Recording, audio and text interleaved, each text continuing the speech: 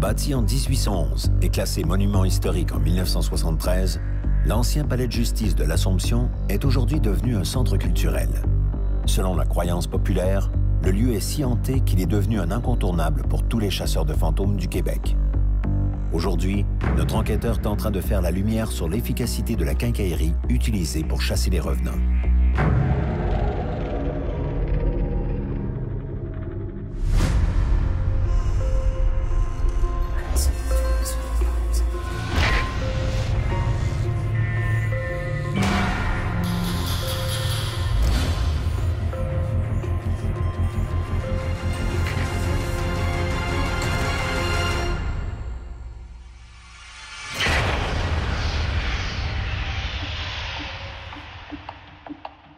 Le phénomène des chasseurs de fantômes témoigne de l'impact des médias sur l'univers du paranormal.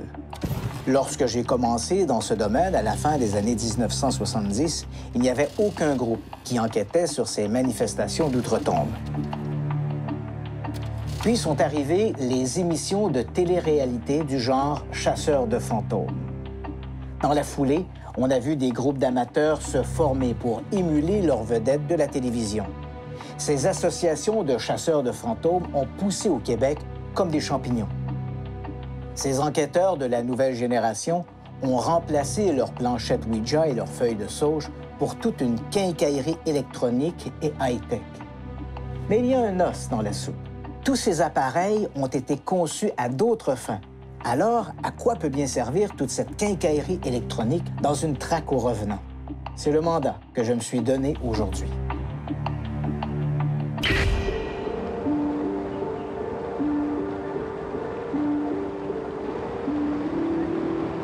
Sur les terres de l'ancien palais de justice de l'Assomption qu'a été construit vers 1780 un premier édifice à la demande des seigneurs du Saint-Sulpice.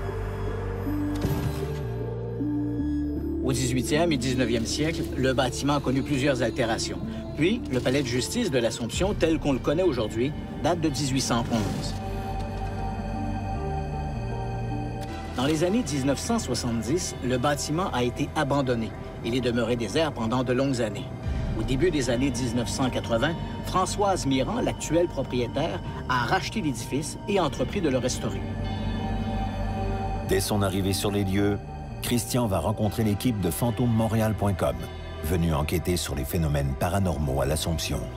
Alors, j'imagine que c'est pas la première fois que tu entends parler du lieu ou que tu viens sur le lieu. Effectivement, ça fait plusieurs reprises. Ça doit faire environ 8 à 10 fois. Ah, donc, c'est un lieu que vous connaissez bien. Je le connais très bien, oui. Même si notre chasseur de fantômes semble bien connaître l'histoire des lieux, Christian tient tout de même à départager le folklore de la réalité en rendant visite à l'historien Claude Martel. Évidemment, c'est un édifice qui est à même le développement de l'Assomption. Donc, en 1842, ça devient le bureau d'enregistrement du comté de l'Assomption. Par la suite, en 1849, va arriver le palais de justice. Et en 1855, ça devient le bureau comté. Donc, le bureau de comté, c'est l'espèce d'hôtel de ville pour aujourd'hui. Et quand on parle du vieux palais de justice, évidemment, ce qui frappe quand on visite les lieux, c'est bien sûr la présence de ce tribunal au 2e étage. On raconte même que des gens auraient été pendus, auraient été exécutés sur le terrain. Malheureusement, je pète votre ballon. C'est ce qu'on appelle une cour de circuit. Aujourd'hui, on appellerait ça la cour municipale ou la cour des petites créances. Rien pour condamner quelqu'un à la pendaison. L'édifice est abandonné, mais il est classé monument historique. Donc, pas question de la détruire. C'est un local qui va devenir un endroit squatté. On sait que c'était des jeunes qui venaient faire des séances de Ouija, des messes noires, toutes sortes d'espèces d'activités de sciences occultes. Ces événements-là vont amener, quelques années après, des chasseurs de fantômes. Alors, moi, quand j'ai appris ça, mon premier intérêt, c'était de voir à ceux qui ont vécu ici pendant que c'était une résidence ou des bureaux. Et jamais on n'a manifesté la moindre chose anormale. Alors, il apparaît véritablement que c'est à partir des années 2000 que les manifestations, si je peux appeler ça comme ça, vont commencer à se présenter auprès des gens qui travaillent ici.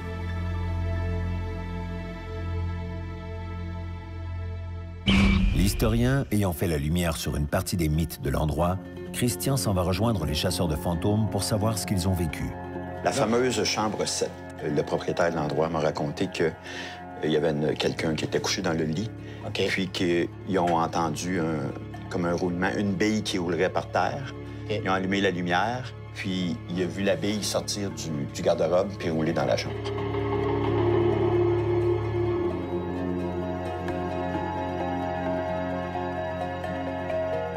Moi, c'est arrivé à 3 reprises, des billes.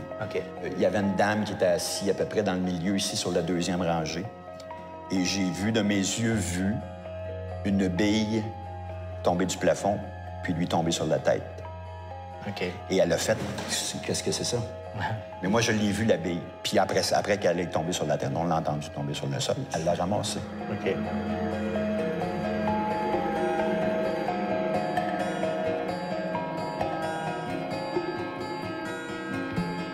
Juste là, en haut de l'échelle, il y avait quelqu'un qui s'était caché là durant la Deuxième Guerre mondiale pour pas aller à la guerre.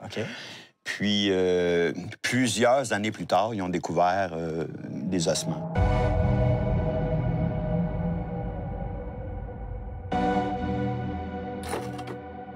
Est-ce que celle-là, ça vous appartenait, ce morceau-là?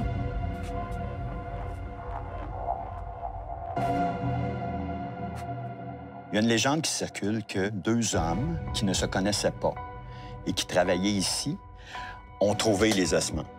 Donc, ont appelé la police. Ils ont pris seulement que le crâne. Le restant, qu'est-ce qu'on fait avec? Ils disent, faites ce que vous voulez avec. Nous, tout ce qu'on a besoin, c'est le crâne. Et ils ont été les jeter dans la rivière l'Assomption. Un an après, les 2 individus qui ne se connaissaient pas, qui n'avaient aucun lien de parenté, sont tous les 2 décédés d'un cancer des os. Est-ce que c'est vrai? Je sais pas. À la tombée du jour, Christian suit les chasseurs de fantômes dans leur quête à travers le vieil édifice pour en savoir plus sur leur équipement. On a installé 4 caméras dans 4 endroits différents qui sont, à ce qui paraît, des endroits où il y a de l'activité. Pourquoi faire des investigations dans l'obscurité? Je pense que c'est tout simplement pour que ce soit plus excitant. Je vois, Nicole, que vous tenez dans votre main un appareil... Ça s'appelle un K2, le terme exact. Lorsqu'il y a un champ électromagnétique près de l'appareil, il y a plus de lumière qui s'allume. Tout ce que je sais, c'est que si je suis dans un endroit où il y a zéro électricité, et puis que ce bidule-là commence à s'exciter, là, il faut se poser des questions. Pourquoi? C'est tout. D'où vient, en fait, cette idée-là que variation de champ électromagnétique égale présence d'entités invisibles? Est-ce que c'est une théorie plausible ou non? Moi, je ne le sais pas.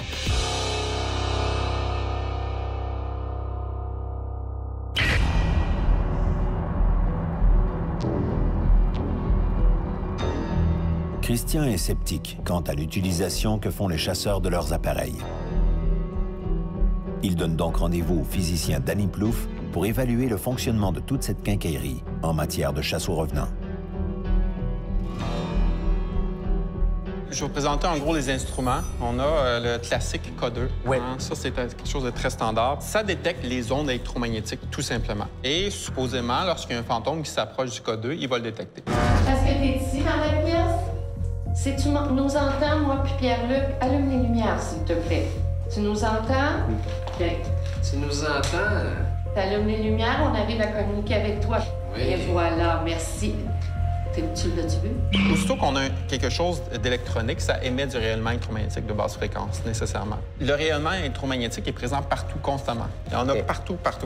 Quand on ferme les lumières, ça ne veut pas dire qu'on est déconnecté du réseau. Il n'y a juste pas de courant nécessairement qui va se rendre à la lumière, mais il peut quand même avoir du courant des fois qui va passer. Il sait juste qu'il se passe quelque chose chez le voisin ou juste quelques maisons plus loin, des fois, puis ça peut influencer. Tu allumes les lumières, on arrive à communiquer avec toi comme ça. Oui. Et voilà, merci. Tu l'as-tu vu? C'est peut-être mon talk. Allô, oui. C'est mon talk. Sinon, on va utiliser différentes variantes. Tu sais que le fer a des propriétés magnétiques, fait que si on passe proche de quelque chose en fer, ça peut faire réagir l'instrument. On se promène avec ces instruments, puis on détecte du rayonnement électromagnétique. C'est normal, on vit dans un monde électromagnétique. Si je simule le circuit électrique qu'on utilise dans nos maisons, ce qu'on a dans nos maisons, donc les mêmes qui passent dans les fils, comme on voit, lui réagit Lui réagit, lui réagit et lui réagit. C'est un outil qu'on sert qui... C'est une mode. Mais j'élimine pas la possibilité que ça soit vrai.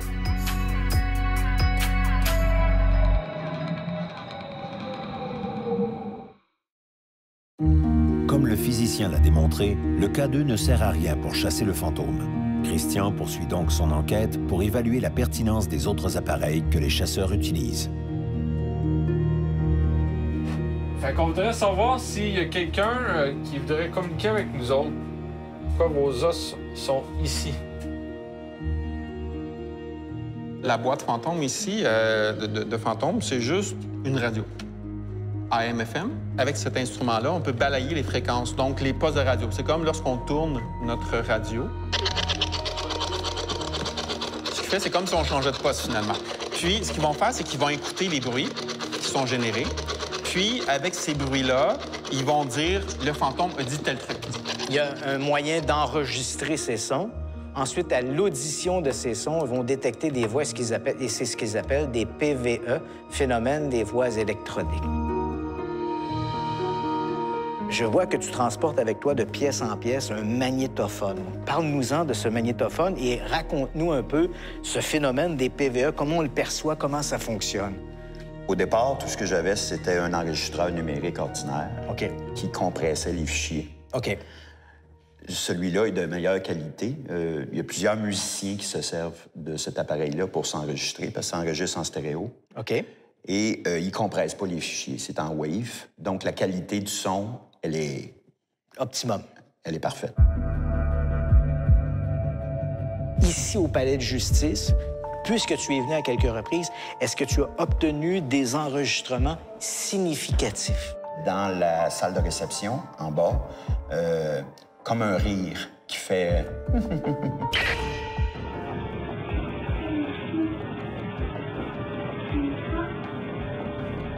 Comment être certain que ce n'est pas une transmission parasitaire que l'appareil a captée? Il est possible que ce soit taxi, whatever.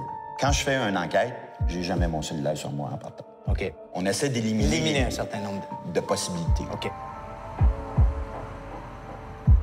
Les chasseurs de fantômes, ce qu'ils cherchent souvent, c'est d'avoir le plus de bruit possible.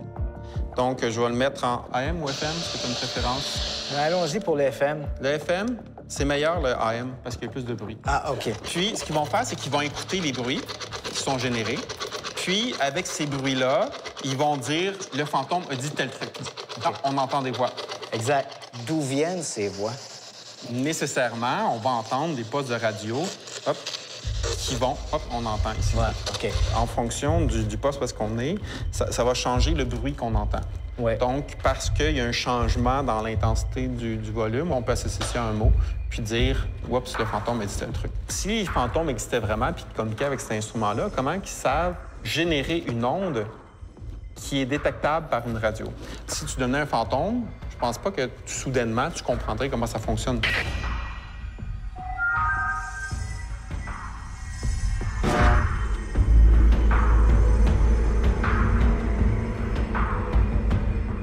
Je vais tout simplement la mettre sur le frigidaire ici.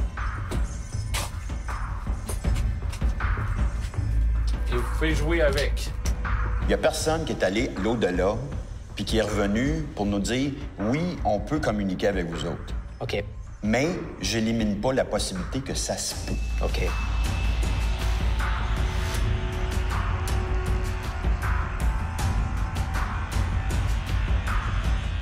Gabriel a amené avec lui un appareil qu'on retrouve également dans la quincaillerie des chasseurs de fantômes. C'est la caméra thermale. Elle indique la température ambiante genre de la pièce. Avec ça, on peut permettre de savoir genre s'il y a des fuites d'air. Sur la caméra thermale, on va la voir parce que si ça dégage une certaine chaleur ou une certaine fraîcheur même, on va pouvoir le percevoir avec la caméra. Ces appareils-là ont été faits au départ pour la construction, les plombiers, et pourquoi pas s'en servir, et peut-être qu'on pourrait capter des choses intéressantes avec. Mais on pourrait facilement entrer en contact avec l'au-delà sans avoir aucun de ces outils-là.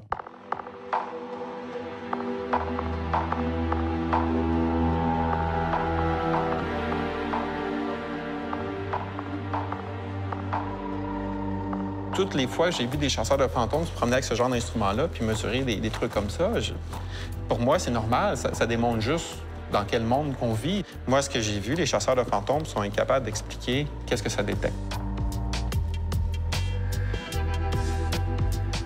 Et dans toute la quincaillerie du chasseur de fantômes, à ton avis, quel est l'outil le plus précieux et le plus significatif?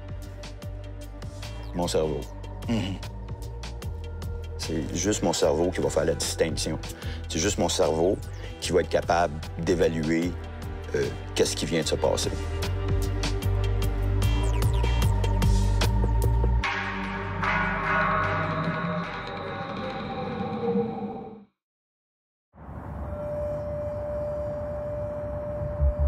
Après avoir constaté l'utilisation que font les chasseurs de fantômes de leur quincaillerie, notre enquêteur rencontre Serge Larrivé, professeur en psychoéducation à l'Université de Montréal, pour parler de la science versus le monde de l'au-delà. Ces gens-là récupèrent en fait cette quincaillerie et cette quincaillerie donne une fausse impression de science. Comment on doit réagir quand on entend ce genre de discours? Quand on a affaire à ce genre d'expérience-là, on a affaire essentiellement à des croyants. Donc, qui vont tout faire pour confirmer leurs croyances. Alors, et toute cette quincaillerie-là ne sert strictement à rien. L'autre phénomène important en science, c'est que on dit souvent un fait n'existe pas s'il n'a pas été reproduit. Alors, comment voulez-vous reproduire ça alors que le fantôme se manifeste une fois de temps en temps? Pourquoi il se manifeste? Parce que là, les gens y croient. Puis quand il se manifeste pas, semble-t-il, c'est parce qu'il y a des gens qui doutent dans la maison. En science, on doit tout faire pour démolir nos théories. Et si on n'y parvient pas, c'est qu'ils sont temporairement non faux, la science étant biodégradable, en tout cas en sciences humaines. Ouais. Si quelqu'un nous démontre que l'on se trompe, on devrait faire une fête parce que ça veut dire qu'on s'approche de la vérité. On doit aller jusqu'au bout de nos arguments, puis quand il n'y en a plus, on laisse tomber. Contrairement à la politique, faire des erreurs, c'est fondamental. Autrement dit, la science progresse par correction d'erreurs. Hein? On n'a pas besoin de démissionner, nous, quand on se trompe. Hein? On a seulement qu'à dire « je me suis trompé », voilà.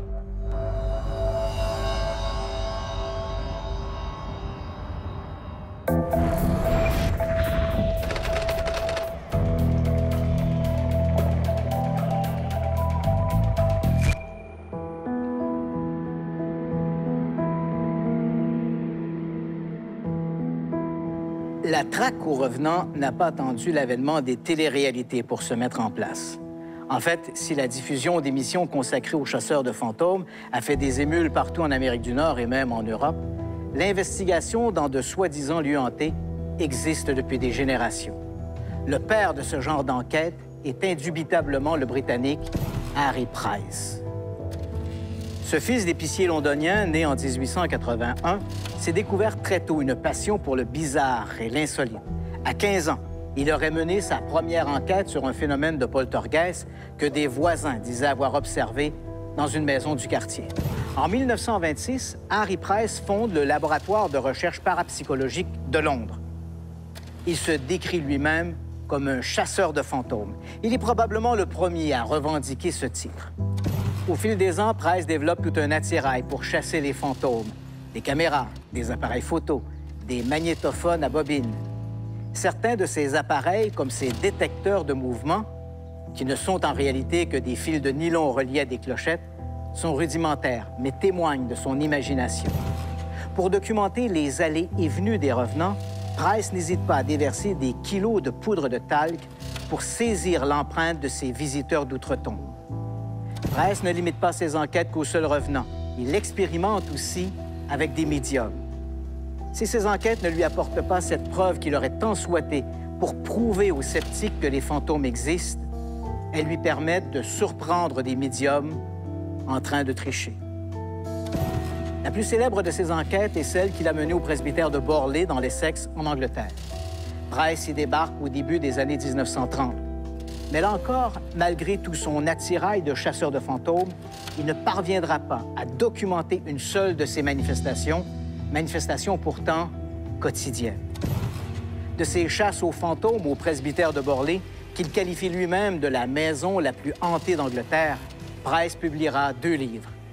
Il décède en mars 1948. Les chasseurs de fantômes d'aujourd'hui n'ont rien inventé. Certes, leurs appareils sont plus sophistiqués que ceux de leurs illustres prédécesseurs, mais témoignent de cette même volonté de documenter l'invisible. Mais malgré l'avènement de ces technologies, leurs preuves demeurent tout aussi anémiques et discutables que celles d'Harry Price. Visiblement, le détecteur d'entités n'a pas encore été breveté.